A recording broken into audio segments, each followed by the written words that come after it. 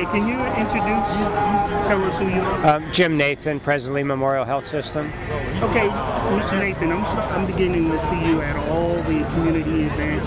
Why is that important, and is it new, or it's just something that resonates in you? It's something that's been a part of my life all my life.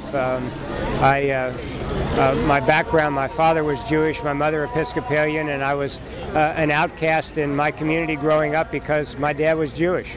And my father owned a business, and in 1967, when there were riots in Cincinnati, all the other businesses around his were totally destroyed, and his was left pretty much untouched. And the people said it was because Mr. Ray, my dad, treated them like human beings.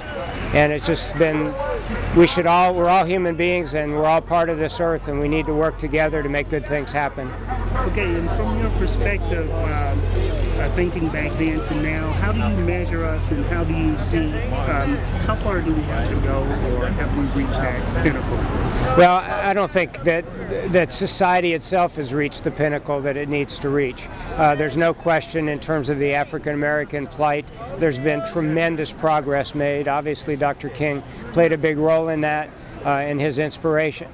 But we as a society still have a long way to go. There's so much divisiveness in our nation, and it's not solely a black-white, it's I'm right, you're wrong type of mentality. And we've got really difficult challenges in our nation, and the only way we're going to solve them is by people working together.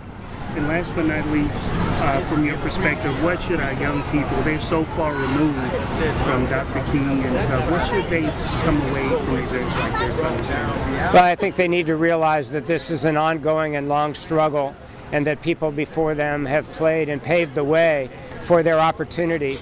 But the young people can only make their own opportunities for themselves, and they need to really realize that they need to become self-reliant and become leaders of their families, of their neighborhoods, and of the community.